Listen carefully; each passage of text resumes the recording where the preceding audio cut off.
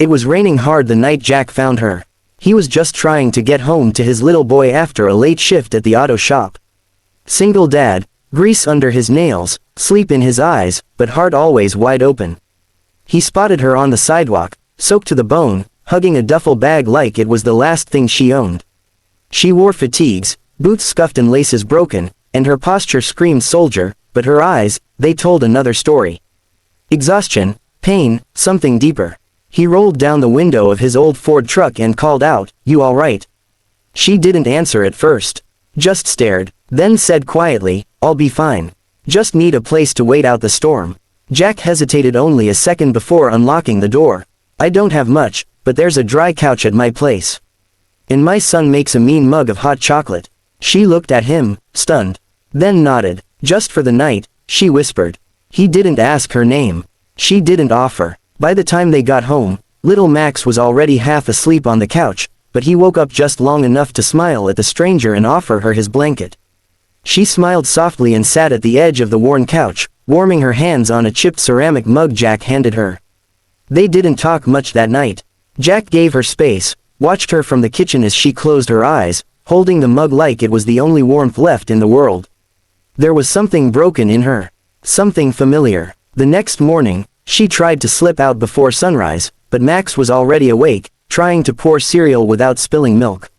"You can stay for breakfast," Jack said from the hallway, yawning. "I shouldn't." She looked down. "You've already done too much. Doesn't cost anything to be kind," he said. "And besides, Max already poured 3 bowls." She cracked a faint smile and stayed. It became a pattern. One night turned into 2. Then a week. Jack still didn't know her name, and she didn't know why she hadn't left yet. Maybe it was the way Max started calling her, "Soldier Lady," and asked her to read bedtime stories. Maybe it was how Jack fixed her broken boot laces without a word or question. She finally told him her name, Lila. Then one evening, as they all sat on the porch watching the stars, she spoke again, voice low, almost embarrassed. "I wasn't supposed to end up like this." Jack said nothing, just waited. "My father's a billionaire, real estate mogul, coldest man I've ever met. Disowned me when I enlisted instead of marrying some investor's son." She let out a bitter laugh. "He said I'd come crawling back." Jack looked at her, then at Max, who was drawing with sidewalk chalk nearby. "Well," he said simply, "if crawling back means being brave, serving your country, and still finding the strength to smile at a little boy's knock-knock jokes, I'd say you're doing just fine." She blinked back tears, but life wasn't done with them yet. A week later, a black SUV pulled up to Jack's humble house.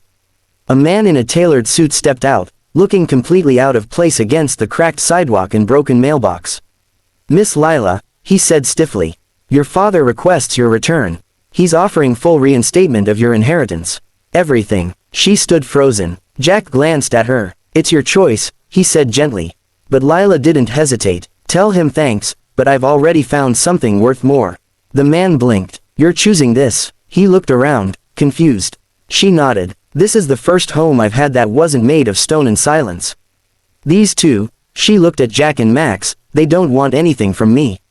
Just me." As the SUV drove away, Max ran up to her and held her hand.